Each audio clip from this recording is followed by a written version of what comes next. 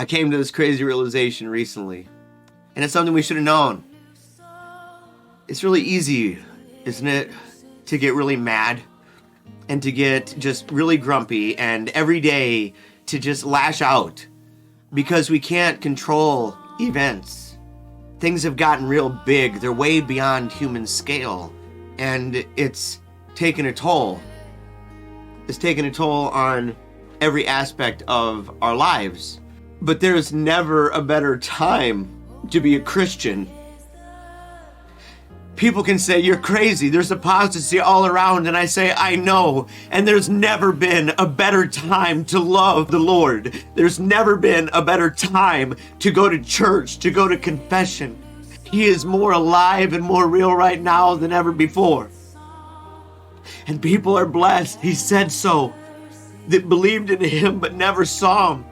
That never got to hear his voice or to touch his hands or his garments. But they had to believe by faith and see with the eye of their spirit to say, God, I believe in you. I believe in you and I don't see. And right now we don't see it. It's hard, isn't it? And what I have to say is, I think we're just not looking right. I think we're not looking rightly at the events. We're staring at darkness. But the truth is, when it's really dark, and it is, let's say it loudly. Let's say it is so dark. It has never been darker. And there's no problem with that. And the reason why is because it was never darker for the saints when they were getting tortured. It was never a darker moment for the saints than when they were getting arrows shot through them, or their neck chopped off, or put on a spit and spun around. And what do? They say, is that the best you got? Shadrach, Meshach, and Abednego. Saying, look, is that as hot as you can make it? You can do this. And even if God doesn't save us, even if God doesn't bring the revival that we're hoping for and praying for in our lifetime, we will not bow. We will not take a knee to the world. We refuse. And I think that if we do that, I think the world's going to see us dancing in the fire. And I think they're going to wonder who's dancing with us. And we're going to know. And it'll be our job to tell them. To tell them that news. They need it now more than ever, don't they? It's obvious, right? I mean, everywhere you look, families decimated, fathers and their sons just lost, mothers and daughters, virginity,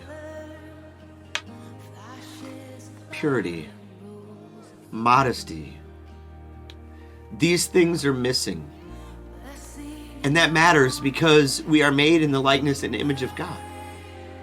And we live and we move and have our being in a world that praises Him all around us. We can't hide. There's nowhere we can run. And we can't live the way of the world. We can't live on the trough forever. And I want to make the world miss home. I want people to imagine themselves coming back home. And I want to say to thousands and thousands of people, thousands, I want to say to them what Father Sirico has said to me on that Christmas Eve of 2017. He looked me in the eyes as I was walking out of the church, and he said, "Welcome home, prodigal son." I wasn't all the way there. I wasn't all the way there. I had ways to go, but I will never forget that moment with him. And I want to be that person that can look into their eyes and say, "Welcome home." I want to show them that even the servants and the slaves are treated better in our home than they are in the world. I want them to come home. I want you to come home. We love you and we miss you. We are better with you. And Jesus died for you. He died for you. And not just heaven. That's the end. It goes forever. But it starts now. And it affects who we are right now. Those things that are missing, that are haunting you right now in the secular age, all those things that are haunting you, those things are haunting you, but they're not ghosts.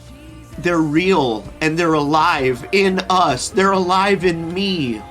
And if you want to talk to me to learn more about the Jesus that resides in me and puts a smile on my face in really dark times, and you want to know how we have that peace that passes understanding. It passes mine. I don't get it. It's not mine. Anyone who knows me can tell you that. I'll talk to you. My family will talk to you. We will pray with you. We'll be there in any way we can. Because right now the harvest is ripe. And I believe that we are called. I believe that everybody, that we are called to walk in the will of the Lord. That we are called to walk and to strive after his likeness, to be like him. And we need to show how that will of God in this world, in space and time, even when it's rough, that it's 1,000,000 times better, 1,000,000,000 times better, in eternity, an infinite amount of times better than what anyone is getting out in the world. Their stories are not as good as ours because their stories are defective. Their stories lack the cornerstone.